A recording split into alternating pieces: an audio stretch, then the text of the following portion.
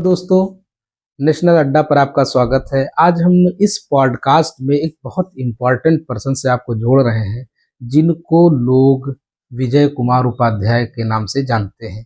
आपका जो एजुकेशन है इन लॉ, आप गोरखपुर यूनिवर्सिटी से लॉ किए हैं और नियर अबाउट 48 to 49 ईयर का एक्सपीरियंस है सिविल कोर्ट में। आपका सर हमारे इस चैनल में आपका बहुत बहुत स्वागत है। लॉट ऑफ थैंक्स सर, आपका सबसे पहले हम यही जानना चाहते हैं कि आपका इतना लंबा एक्सपीरियंस है, कुछ आपको ऐसा लगता होगा कि डिस्ट्रिक्ट सिद्धार्थ नगर के उसमें क्या है चल रहा है कोर्ट वाइज, इसमें निगेटिव क्या है, पॉजिटिव क्या है, कुछ शेयर करना चाहिए। देखिए, निगेटिव पर पहले चर्चा की जाए जी। निगेटिव यह है कि आज के 20 साल, 25 साल, 30 साल, 40 साल पहले जो न्यायिक अधिकारियों की कार्य करने की लगन थी, उसमें दिन पर दिन गिरावट आ रही है। हाई कोर्ट ने कोटा सिस्टम लागू कर दिया तो आमतौर पर न्यायिक अधिकारी न्याय पीछे हो जाता है, कोटा पहले हो जाता है। उनका हाई कोर्ट द्वारा निर्धारित कोटा पूरा होना चाहिए। इसके नाते जो है न्याय कहीं न कहीं प्रभावित हो रहा है। नंबर एक। नंबर दो, बहुत पहले जैसे हमें ख्याल है 1989 के बीच 50 सीट निकलती थी पीसीएसजे की, बेहिसाब सेलेक्टेड लोग आते थे। उस तुलना में सीटों की संख्या टाइम बहुत ज़्यादा होता है, तो कहीं न कहीं हम लोगों को लगता है कि न्यायिक अधिकारियों की गुणवत्ता प्रभावित हो रही है। तीसरी बात जो आ रही इस समय, पता नहीं क्या कारण है, जो उनके ट्रेनिंग दिए जाते हैं, ट्रेनिंग को बिल्कुल वो पत्थर की लकीर मार के चल रहे हैं। उससे डिविएट होने के हट करके एडवोकेट्स के आर्गूमेंट से, उनकी रूलिंगों से जो कानून के लेटेस्ट डेवलपमेंट्स दिखाई देते हैं, उसको जनरली लोग इग्नोर कर रहे हैं, हेजिटेट करते हैं उसको स्वीकार करने में। वो बात तो ठीक चल ही रहा है, लेकिन यह कि कहीं न कहीं फर्क पड़ा है। दूसरी बात जो मैं देख रहा हूँ कि बेंच और बार की दूरियां बढ़ती जा रही हैं। पहले जो है सीनियर एडवोकेट्स वगैरह को न्यायिक अधिकारी बहुत इज्जत देते थे। डायस पर ही कहीं कोई जिरह कर, कहीं कोई बहस हो रही हो, सीधे कोई वरिष्ठ अधिवक्ता वैसा हो तो उसे कंसल्ट कर लेते थे। कभी किसी जजमेंट में मेंशन करते थे फला एडवोकेट जो है उपस्थित है, उनसे न्याय इस मुद्दे पर लीगल ओपिनियन लिया तो यह राय दिया, थैंक्स टू हिम। अब वो दौर लगभग खत्म हो रहा है। एक भगवान जाने डिटोरिएशन कहाँ से हो रहा है, लेकिन ये हो रहा है। सर, हम वही जानना चाहेंगे कि जो आपने ट्रेनिंग सिस्टम पर आपने बात कही, तो उसमें ट्रेनिंग के क्या प्रोसीजर में बदलाव आने चाहिए, जो आपका रिसर्च हो? ट्रेनिंग में मुझे लगता है कि उन्हें यह एडवाइस तो करनी चाहिए कि हम यहाँ जो ट्रेनिंग दे रहे हैं प्रारंभिक लेवल की है। आप जब फील्ड में जाओगे तो वहाँ आपको तमाम नई नई चीजें मिलेंगी, उनको आप सहज भाव से अडॉप्ट करो। सही बात। ये जो बिल्कुल लकीर की फकीर की बात, मुझे तो यही बताया गया है जी। उससे आगे नहीं हटोगे। सही। फॉर एग्जाम्पल, इस समय जो अभी एक जज साहब इसी जिले के हैं, नाम मुनासिब नहीं, बिल्कुल। उन्होंने एक संशोधन प्रार्थना पत्र जो सीपीसी के ऑर्डर 6/17 में आता है, संशोधन दिया जाता है। उन्होंने कहा नहीं, हम लोगों को ट्रेनिंग में बताया गया है कि permission to be pleaded as a plaintiff या एज ए डिफेंडेंट ये अलग होगा, और उसके परिणाम स्वरूप जो प्लेंट में अमेंड किए जाने हों अलग एप्लीकेशन में होंगे। अब वो जनरल रूल सिविल है हाई कोर्ट का, उसके पैरा 27 का हवाला देते हैं। वहीं जीआर सिविल में, जनरल सिविल में पैरा 37 भी है। पैरा 37 कहता है कि नहीं, ऑर्डर 6/17, ऑर्डर 1 रूल 10, 6/17 और ऑर्डर 22 सीपीसी के जो एप्लीकेशंस आएंगे उसमें रिलीफ और कहिए तदजन्य संशोधन, उसको इसमें लिखा हुआ कॉन्सिक्वेंशियल अमेंडमेंट एक ही साथ होंगे। उन्होंने इसलिए खारिज कर दिया कि पैरा 27 के हिसाब से अलग अलग होना चाहिए। ये उसका अर्थ गलत है। वाकई जो जुडिशियल इंटरप्रिटेशन का सिद्धांत है सुप्रीम कोर्ट का, वेल एस्टेब्लिश पूरी दुनिया का, कि किसी एक्ट रूल की व्याख्या ऐसी करोगे तो उसकी सार्थकता, हर प्राविजन की सार्थकता बनी है। एक प्राविजन को आप मानोगे, दूसरे को इग्नोर करोगे तो न्याय की मंशा फेल होती है। जबकि ऐसा नहीं किया जा रहा, उन्हें मानना चाहिए, सिर्फ सुनना चाहिए। तो ये कहीं न कहीं ट्रेनिंग की बातें, मुझे ऐसा लगता है, हम ज्यादा नहीं जानते, हम बड़े लोग हैं, विद्वान लोग हैं, इतना उनको फ्लेक्सिबल बनाना चाहिए कि तुम आपको प्रारंभिक ज्ञान दे रहे हैं, वहाँ फील्ड में जाओगे तरह तरह की नई बातें आएंगी, उसे आप अडॉप्ट करोगे सहज भाव से। तर्क अगर आपको रिजनेबल नहीं लगता है तो उस पर हाई कोर्ट, सुप्रीम कोर्ट की अथॉरिटी मांग लो, वेयर इज दैट लॉ आप जो कह रहे हो। लेकिन हम सुनबे नहीं करेंगे, हम कुछ नहीं, हम इतने बताया गया है, इससे न्याय प्रभावित हो रहा है। सर हम इसी पे आते हैं और थोड़ा ये जानना चाहते हैं कि अक्सर ये देखेंगे वर्ल्ड वाइड कि प्रोफेशनलिज्म का दौर है, एक्सेक्टराइज का दौर है, अलग अलग लोग अलग अलग जिसमें प्रोफेशन है उसी को काम करते हैं। मैंने अक्सर छोटे न्यायालय में देखे हैं कि एक वकील होते हैं, सिविल और क्रिमिनल दोनों केसेस लेने लगते हैं, उसके बारे में आपका क्या ओपिनियन है? आपने बहुत सही सवाल किया। इतना ही नहीं है, maximum advocates civil, revenue, criminal, उसमें आप कंसल्टेशन भी कवर कर लो और जो जितने हैं सबको कवर रहे करें, तो उसका जो थोड़ा सा नुकसान हो रहा है वो इंग्लिश में कहते हैं jack of all master of none. सामान्य भाषा में थोड़े थोड़े कुल जाने, लेकिन काम भरे कुछ न जाने। सही बात। इससे गुणवत्ता प्रभावित हो रही है। अच्छा, युवा अधिवक्ताओं के साथ भी मजबूरी है, इतना स्ट्रगल है। एक आमतौर पर 23 से 25, 26 साल के वकालत में आते आते लग जाते हैं। 50 से 70% लोगों का शादी ब्याह हो जाता है, उनकी पारिवारिक जिम्मेदारियां बढ़ जाती हैं। एक बहुत बड़ा तबका ऐसा है कि समझता है कि मैं बच्चे ने ला कर लिया, वकील हो गया, अब हमारी जिम्मेदारी खत्म, अपना पालन पोषण करे, अच्छा होता कि मुझे भी सपोर्ट करता। जबकि शुरुआत के 10 साल जनरली स्ट्रगल पीरियड माने जाते हैं। आदर्श तरीका होता था कि 10 साल तक परिवार से समर्थन मिले, उसके जरूरतों की पूर्ति की जाए और उससे कोई अपेक्षा न हो। अगर ऐसा होता तो निश्चित रूप से वो और आगे बढ़ता है। और संस्कृत में कहते हैं बुभुक्षिता किम न करोति पापम क्षीणा नराः निष्करुणाः भवन्ति। अगर आदमी अभावग्रस्त है तो आदर्श जीवन जीने में उसको दिक्कत होती है, तमाम उससे दूसरे तौर तरीके अपनाने पड़ेंगे, जो संभवतः यहाँ भी किसी न किसी रूप में हो रहा है। आपने अभी नगर पालिका का जो चुनाव हुआ नौगढ़ में, जी, और उसमें कुछ इल्जाम लगाए गए, तो आपके पास वो मुकदमा आया, उसको आप कैसे देखते हैं? पॉलिटिकल इलेक्टोरल सिस्टम देखें, हमारे पास सामने जो मामले आए मोस्टली मैटर्स में काउंटिंग को ही चुनौती दी गई थी कि काउंटिंग फेयरली नहीं हुई। अब चूंकि हमने तो वहाँ पार्टिसिपेट नहीं किया, लेकिन एक मामला जो जिला मुख्यालय सिद्धार्थनगर का ही था, उसमें मैं जहाँ तक ख्याल है बहुत 1200-1300 वोटों का डिफरेंस रहा होगा या मोर देन दैट रहा होगा, ठीक से फिगर नहीं याद आ रहा है। अब इतना संभव नहीं होता आमतौर पर, तो जो मार्जिनल डिफरेंस है 10, 20, 25, 50 के तो बेईमानी हो सकती है। अक्सर देखा भी गया है। हाँ, संभव होता है कि हाँ ऐसा हो गया हो, हुआ हो कोई जरूरी नहीं है। लेकिन जहाँ इतने ऐसे नगर पंचायत सोहतगढ़ का है, वहाँ और ज्यादा है, तो प्रायः माना जाता है कि एक फ्रस्ट्रेशन होता है लोगों का, जिसके नाते लोग अपनी खींच निकालने के लिए या वो हार को पचा नहीं पाते, इसलिए चुनाव याचिकाओं में आ जाते हैं। लेकिन ऐसा नहीं सारी चुनाव याचिकाएं बोगस ही होती हैं, तमाम ऐसी चुनाव याचिकाएं होती हैं जहां काउंटिंग में बेईमानी की गई है, फेयर तरीके नहीं अडॉप्ट किए गए, या फिर वोटिंग में भी कुछ अनियमितताएं होती हैं। लेकिन वोटिंग वगैरह को चुनाव याचिकाओं में चैलेंज कर पाना बड़ा मुश्किल होता है वहां की अनियमितताओं को। लेकिन जो काउंटिंग वाली है, इसको अगर ऑनेस्टली अच्छे वकील ने प्रभावी ढंग से लिखा कहा तो तमाम ऐसे मुकदमे हमें लड़ा है। इन डेमोक्रेसी ये जो रिजल्ट को प्रभावित होता है, अगर मान लीजिए वो ड्यूरिंग इलेक्शन जीते हुए कैंडिडेट के दौरान में वो मुकदमा जीत जाता, तो उसका क्या असर होगा? इलेक्शन रद्द होंगे या क्या होगा? देखिए, 2-3 मांगे होती हैं।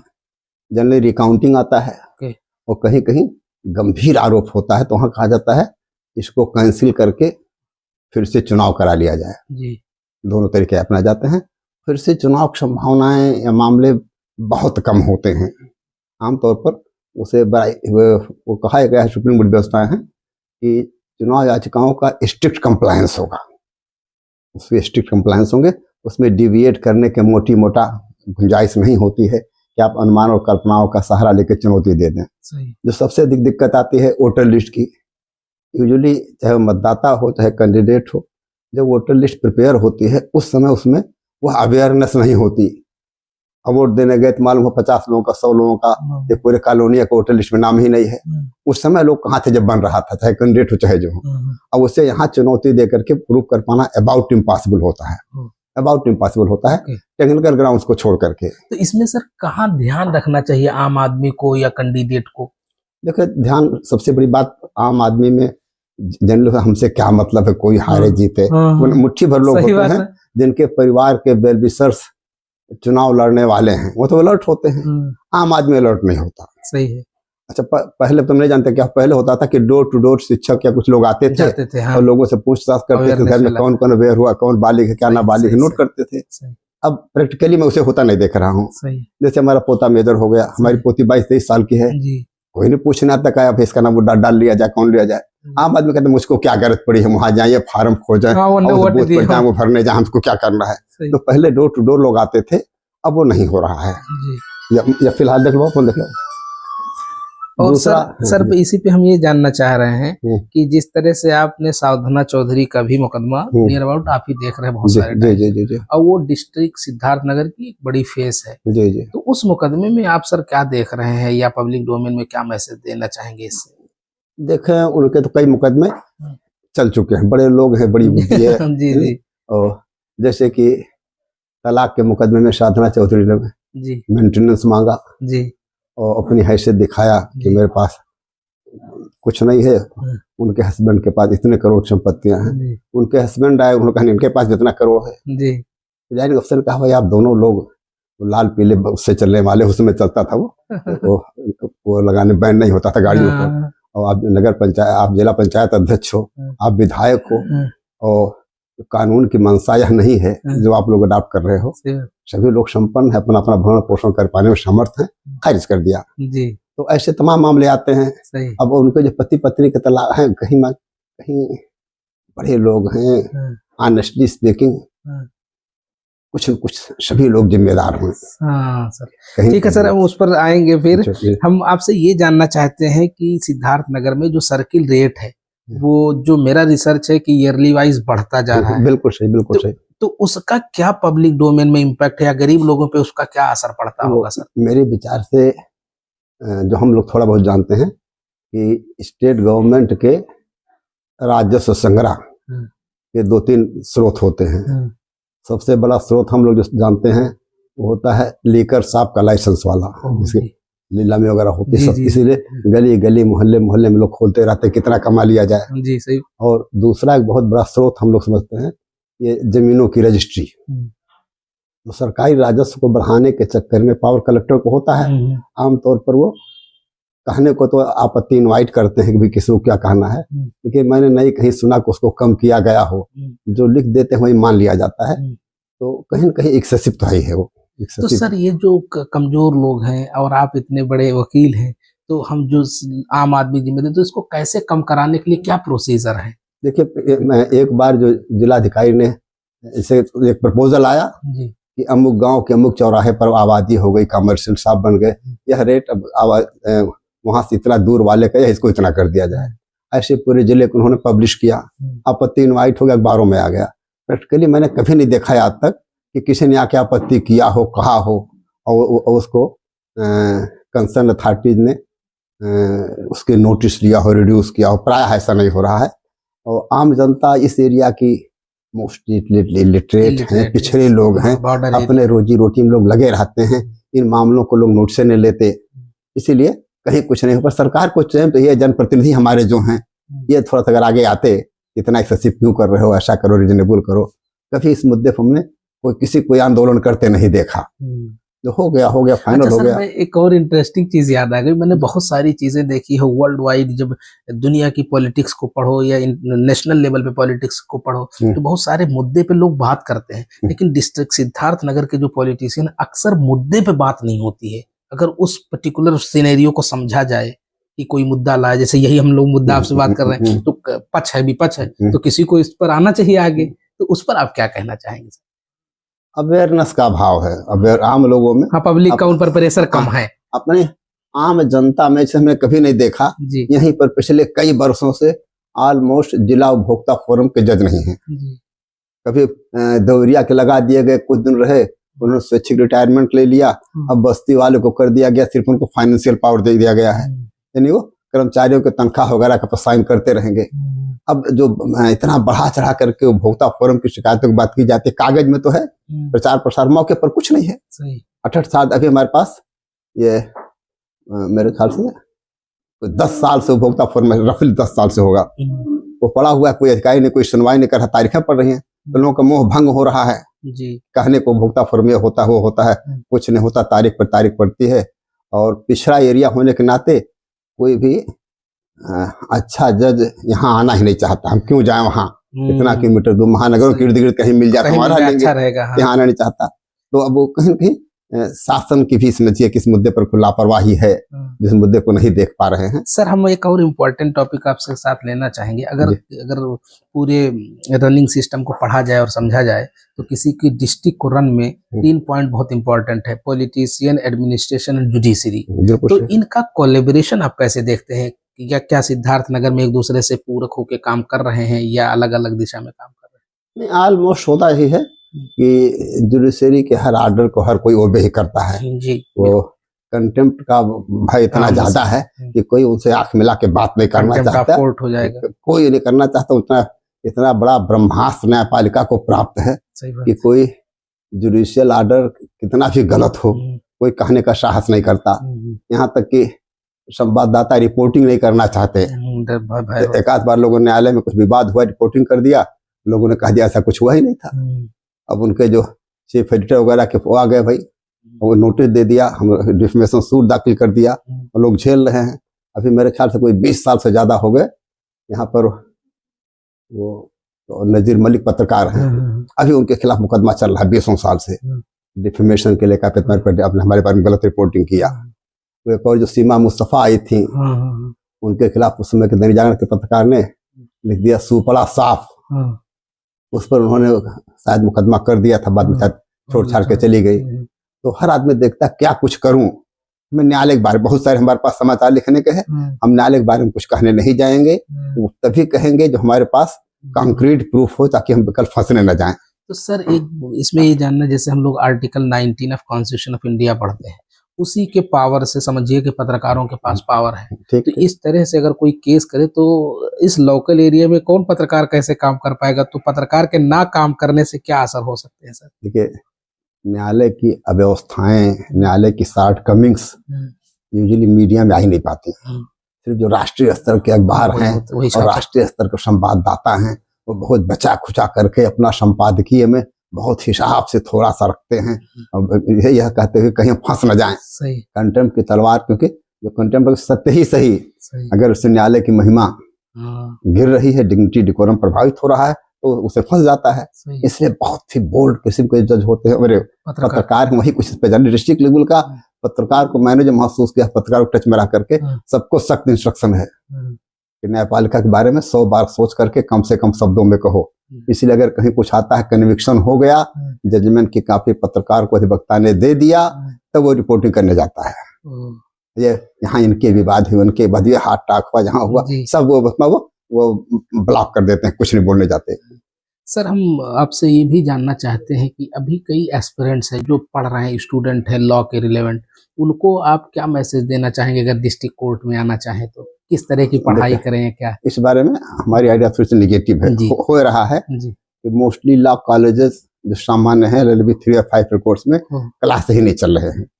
नाम लिखा लो, BA जैसे बन गए, BA से ही बुरा। हमने जो BA किया था, नियमित क्लास चलते थे और प्राय शायद ही कभी सुना कोई फेल होता हो। अब जैसे कि ये वहां से 7,000 रुपया शायद हर 6 मंथली लगता है एक सेमेस्टर का।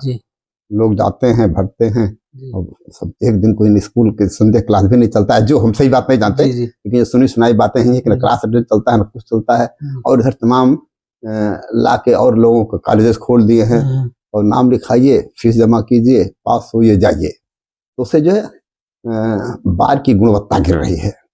अब ऐसे लोगों की भरमार होती चली जा रही है, बेहिसाब ऐसे लोग जो कहीं कुछ नहीं कर सकते वो ला कर ले रहे हैं। तो एक मेरिटोरियस बच्चों की रेशियो बहुत पुअर है जी। अभी हमारे पास एक सज्जन आए थे, हमने पहले दिन रखो भाई, श्रीमान जी निवेदन यह है कि, अब श्रीमान जी निवेदन यह एक लाइन में लिखा उन्होंने। ये पहले बहुत पहले 6 से लिखा जाता था कि काम अगले लाइन से लिखोगे। निवेदन पन्ना पर बड़ी मात्रा लिखा उन्होंने, निवेदन। अभी विद्या मंदिर के कक्षा 3 पास के बच्चे भी जानते हैं कि निवेदन कैसे लिखा जाएगा, कहाँ छोटी मात्रा होगा, कहाँ बड़ी मात्रा होगा, ऐसे की पर कहाँ छोटी मात्रा लगाए, कहाँ बड़ी मात्रा लगाए। कहीं कहीं जो शिक्षा का ओवरऑल स्तर कम से कम यूपी वगैरह में, पूर्वांचल में गिर रहा है, उसका असर कहीं कहीं कचहरी में दिखाई देने लगा। क्योंकि जब सामाजिक वातावरण तो वही है ना सर, वही से लोग निकल के आएंगे, वही सिस्टम पे जाएंगे। तो अब बड़ी तेज, इसलिए वकीलों की संख्या तो खूब बड़ी तेजी से बढ़ रही है। बल्कि कुछ लोग मजाक करते हैं कि जो कुछ नहीं कर सकता वकील हो जा रहा है, मजाक लोग बना रहे हैं। वो कितना हमें कहते बहुत सही हो गए, लेकिन सही है कि बेहिसाब भीड़ बढ़ रही है, लेकिन क्वालिटी नहीं बढ़ रही है, क्वांटिटी बढ़ रही है, क्वालिटी बिल्कुल नहीं बढ़ पा रही है। और हमने जो महसूस किया है कि लेस देन 10% ऐसे बच्चे होते हैं जो होनहार होते हैं, गुड एकेडमिक करियर उनका रहा हो, उन्होंने ला किया और यहाँ आया। हाँ, कुछ परिवर्तन हो रहा है। ये जो लॉ कॉलेजेस बने हैं, जो हर प्रांत में एक वाला है, जिसमें उसके जरिए सेलेक्ट होते हैं, क्लैट जो सेलेक्ट होके आ रहे हैं, वो बड़े होनहार हैं, बड़े तेज तर्राट हैं, क्योंकि बहुत टफ एग्जाम है वो। बिल्कुल। उसमें जो बच्चे आज सेलेक्ट होके आ रहे हैं वो वाकई डिजर्व करते हैं। आने वाले दिनों में वही न्यायपालिका और बार की मांग को बढ़ाएंगे। हम लोग सिद्धार्थनगर में बैठे हैं सर। सिद्धार्थनगर के हमें अगर देखेंगे ओवरऑल रेशियो, तो बेरोजगारी का एक अहम मुद्दा है, बहुत ज्यादा। तो उस पर आप क्या कहना चाहेंगे? देखिए, कोई सभी लोग जानते हैं कोई उद्योग धंधा यहाँ पर है ही नहीं है। खेती करो या तो फिर कहीं बाहर भाग के जाओ। भाई साहब लोग ग्रेजुएशन करके, पोस्ट ग्रेजुएशन करके महानगरों में जाके छोटे छोटे काम करके इज्जत बचा रहे हैं किसी ढंग से। यहाँ नहीं करेंगे बस। तो जब तक यहाँ उद्योग धंधे नहीं स्थापित होंगे, ये बढ़ता ही जाएगा। आबादी बढ़ना रुक नहीं रहा है। उस अनुपात में कौन कहे कुछ हो ही नहीं रहा है, कुछ हर जगह वही पड़ा हुआ है। तो जब तक कोई रोजगार के कोई अवसर नहीं सृजित होंगे, आदमी क्या करेगा, कहाँ जाएगा? हम सर अगर ओवरऑल अपना पास्ट देखते हैं और समझने की कोशिश करते हैं जुडिशरी को, तो जो प्रैक्टिशनर्स वकील होते थे तो वो अक्सर वो सोशल वर्क भी किया करते थे, वो पॉलिटिकल भी एस्पिरेंट होते थे, पॉलिटिक्स में भी इन्वॉल्व होते थे। इस टाइम पीरियड में कुछ कमी देखने को मिली, इसकी क्या रीजन है, क्या वजह है? देखिए, जो अगर आप स्वतंत्रता संग्राम को उठा के देखें, तो प्रायः बार एट लॉ डिग्री के लिए लंदन जाना होता था। इंडिया में कोई एजुकेशन ही नहीं था, और उसके लिए बड़े संपन्न परिवारों के लोग अथवा संपन्न परिवारों से पोषित कह लीजिए लोग ही जा पाते थे। जैसे डॉक्टर अम्बेडकर जी बिल्कुल, वहाँ के महाराजा ने उनको भेजा। तो जितने लोग थे सब बड़े परिवारों से लोग होते थे, उनके लिए आर्थिक समस्या थी ही नहीं। तो बेस्ट एजुकेशन लेकर के आते थे। और वो एक दूसरी परिस्थितियां थी। अब समाज के हर तबके के लोग यहाँ आ रहे हैं, आना भी चाहिए, सही बात है, लेकिन हर तबके की माली हालत ऐसी नहीं है जो बेटे को लंबे समय तक फाइनेंस कर सके, सपोर्ट कर सके। और यही से डिटोरिएशन शुरू हो रहा है। सही, यही शुरू हो रहा है। और आदमी रोजी रोटी फंसा हुआ है, तो कौन राजनीति की दुनिया देखने जाए? हाँ, एक रेशियो है, अभी रेशियो है, जहाँ यहाँ पर एक बार के 2-3 बार अध्यक्ष रहे हैं, बड़े संपन्न परिवार के हैं, बाबू अखंड प्रताप सिंह। वो तमाम संगठनों से जुड़े हैं, राजनीति से लेके बड़ी ऊंची हैसियत है। एक और प्रजापति करके है जो बसपा से जुड़ा हुआ है, वो भी चुनाव लड़ता है, मतलब सक्रिय है। ऐसे मुट्ठी भर लोग हैं। अब वो जो सोशल वर्क तो अबाउट नील है, बिल्कुल नील हो गया डिस्ट्रिक्ट लेवल पर। और राजनीति से भी जुड़ने वालों की संख्या बहुत कम हो गई है, क्योंकि राजनीति से जुड़ करके और वो जमाना गया जब सांसद विधायक के टिकट मिल जाते थे, उसके दूसरे मानक है, दूसरी परिस्थितियां हैं। तो आदमी यह सोचता है कि आज मैं कैसे जिए, अपने बच्चों के उज्जवल भविष्य के लिए क्या कुछ करे जाए, वहां जाकर के इसको ही बर्बाद कर लें। ये हमारा सवाल लेने का मतलब ही यही था सर, कि अगर आप देखेंगे कि जो लॉ प्रैक्टिशनर्स होते हैं उनकी सोसाइटी में बहुत इम्पैक्ट होती है, और ये उनकी बात जब उठाते हैं तो जो प्रशासन होते हैं उससे भी इनमें डर कम होता है। तो वो कहीं ना कहीं जो पुअर पीपल ऑफ सिद्धार्थनगर है उनकी भी आवाज दब जा रही है, दबी रही, बिल्कुल दब रही, बिल्कुल बड़ी तेजी से दब रही है जी। और उनका कहीं कोई मैंने ये किसान यूनियन वालों को छोड़ दीजिए, तो समाज के गरीब तबके को आवाज उठाने वाला कोई है ही नहीं, कोई नहीं है, कुछ नहीं। वही जो कुछ कर पाते हैं। अब सर हम एक और वो सवाल पूछना चाहते हैं आपसे कि जैसे मान लीजिए कि जो सिद्धार्थनगर है, सिद्धार्थनगर में भी मान लीजिए मेडिकल कॉलेज आया यही, और उससे पहले एक सिद्धार्थ यूनिवर्सिटी है, सिद्धार्थ यूनिवर्सिटी में भी टेक्निकल कोर्सेज बहुत कम है। तो इस तरह के यूनिवर्सिटीज प्राइवेट सिस्टम में भी आ सकती है। तो अगर एक टीम हो, एनजीओज हो, लीगल टीम जो प्रैक्टिशनर्स है, तो वो लोग भी कुछ करना चाहे तो अक्सरियत ऐसा देखने नहीं मिलता है। बात फिर वही आ गई ना कि आदमी लॉ प्रोफेशन को अपनी आर्थिक जरूरतों की पूर्ति के लिए प्रथम प्राथमिकता में ले रहा है। प्रथम प्राथमिकता ये हो गई, और उसके बाद अन्य बातें आती हैं, इसलिए लोग उधर नहीं जा पा रहे हैं। कौन उधर सोचने करने जाए? हाँ, जितना हो गया वो संतोष का विषय है। जिला होने के जो फायदे हुए, बहुत ज्यादा फायदे हुए हैं। हमारे ख्याल से 2000 में मेरी बेटी की शादी किया था, तो गोरखपुर से हमको जो है अलमारी तक मंगानी पड़ी थी, और वो टीवी खरीदे देने के लिए स्टैंड नहीं था, तो स्टैंड के लिए फिर गोरखपुर आदमी गया तो टीवी का स्टैंड लेकर आया। आज यहाँ प्रायः शायद ही कोई ऐसा क्षेत्र हो जो यहाँ अवेलेबल नहीं है। मार्केटिंग के दृष्टिकोण से बड़ा बाजार बना। उस जमाने में स्थिति ये थी कि लोग 1978 वगैरह में कि शहर में 2-3 लोगों के पास कारें थी, सबका सब नंबर जानते थे, 10-20 लोग पास मोटरसाइकिल, सब नंबर जान के फलानी मोटरसाइकिल जान लेते थे। आज जान पाना ही मुश्किल है कि किसके पास कौन सी गाड़ी है। एक से कीमती कार, करोड़ों कारों से मुख्यालय लोग चल रहे लेकर के, पर उनके कौन कार है? डॉक्टर उपाध्याय की, अरे उपाध्याय जी, चंद्रेश उपाध्याय के BMW है, और ऐसे तमाम लोग चल रहे हैं। तो काफी मैंने एक तबका खूब आगे तेजी से जा रहा है। वही सर, उसे रेड टेपिज्म कह सकते हैं, यानी क्रोनी कैपिटलिज्म की। एक अमीर अमीर होता चला जा रहा है और गरीब गरीब होता चला जा रहा है। लेकिन गैप बहुत ज्यादा क्रिएट, गैप ज्यादा हो, लेकिन फिर भी फर्क पड़ा है। फर्क ये पड़ा है, जैसे हमें ख्याल है 65, 66, 67, 70 के बीच में हम लोग जो गाँव में पैदा हुए, गाँव ग्रेजुएशन तक किया था, किसी का चश्मा अगर टूट गया तो डोरी कैसे लगा लेता था, उसकी हैसियत नहीं होती थी कि दूसरे चश्मे मुंह लगा सके। चप्पल कितने गरीबों को टूट गया तो रस्सी का आगे बना लेते थे, जोड़ के चलते थे, वो दूसरा फीता नहीं लगवा सकते थे। यह गरीबी सर, हमारा आपसे यही क्वेश्चन होगा कि आप अपनी लाइफ से, जहाँ से आप उठे हैं, अगर आप 2 मिनट में अपनी बात बता दें कि कहाँ से उठे हैं और यहाँ तक कैसे पहुंचे। देखिए, हमारा गांव सोराहाना ग्रामीण क्षेत्र में था, वो नड़ौरा करके सोहागढ़ के बगल में। और पेरेंट्स हमारे बिल्कुल इलिटरेट थे, कंप्लीट किसान, 5 भाई हम लोग।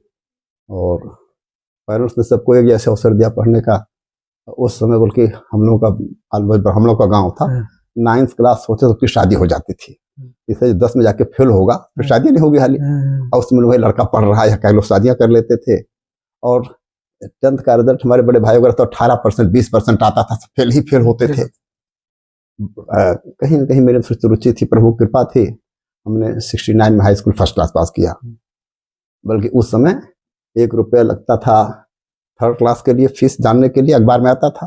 2 रुपया लगता था 2nd क्लास के लिए, 5 रुपया लगता था फर्स्ट क्लास के लिए। तो हमने फर्स्ट क्लास इमेजिन किया ही नहीं था। 2 रुपया हमको भी घर से मिला था सोहतगढ़ के आके रिजल्ट जानने के लिए कि हम पास हुए कि फेल हुए। फर्स्ट होते सोचा ही नहीं था। 2 रुपया दिया, उसने देखा बताया कहा फेल। बहुत दबाव में रहे हम। बाद में मालूम है विद्यालय में इंतजार हो रहा है हमारा। वो पहला वर्ष था कि हाई स्कूल में 11 लोगों ने फर्स्ट क्लास पास किया था। हम तो अपना छिपे बैठे थे, गए वहां हुआ। फिर उसके बाद पीछे मुड़ के नहीं देखा। सारा श्रेय जो है हमारे गुरुजनों का रहा। बड़े अच्छे, मेरा सौभाग्य था सोहागढ़ इंटर कॉलेज में उसमें टॉप क्लास की एजुकेशन होती थी। बहुत लोगों ने हर दृष्टिकोण से मार्गदर्शन किया और हाँ, मनोबल बढ़ता गया। इंटर में अच्छे नंबर पाए, ग्रेजुएशन में बहुत अच्छे छात्रों में गिने जाते रहे और यह सिलसिला यूनिवर्सिटी में भी चलता रहा। हम अपने प्रोफेसर के अत्यंत कृपा पात्र थे। उनके वो टीचर्स रूम में, स्टाफ रूम कहते थे, वहाँ भी अपने नोट दिखा लेते थे। 2-3 प्रोफेसर जिनके घरों पर हम चले जाते थे, कहते नहीं इसका नोट लंबा हो गया, इसमें चीज नहीं आ पाई। ये हमको पूरे एकेडमिक लाइफ में टीचर्स के हम कृपा पात्र बने रहे और वह कड़ी इवन जूनियरशिप में बनी रही। गुरु जी हमको एक्सट्रीमली प्यार देते रहे, सिखाते रहे।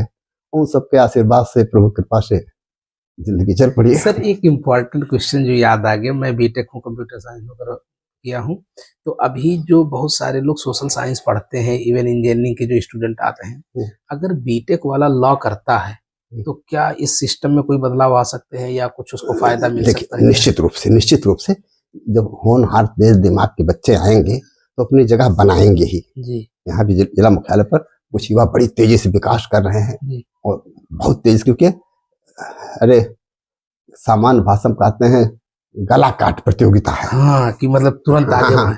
अब उस सिलसिले में तेज दिमाग के हैं, जिन पास मेमोरी है, पावर ऑफ लॉजिक है, वो अपनी जगह बना ले रहे हैं, नहीं? और जो बेहद कमजोर लोग हैं वो जगह नहीं बना रहे। जीना खाना दूसरी बात है।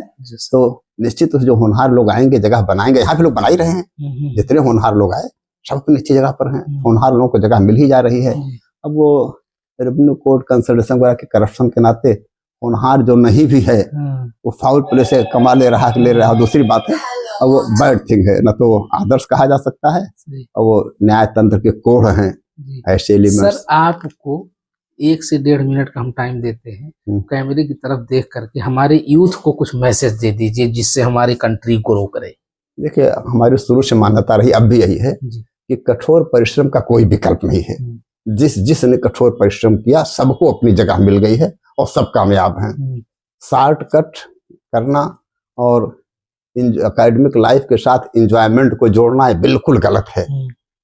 हम लोगों को बताया गया था इस शिक्षक ने कि छात्राणाम अध्ययनम तपः, छात्रों के लिए अध्ययन ही तपस्या है। उसे किसी और पूजा परिष्ठा हेन तेन त्योहार को इग्नोर करके यही अपनी बनावट अच्छा है। जिसने ऐसा किया सबको मंजिल मिलती रही है, मिल रही है और मिलेगी।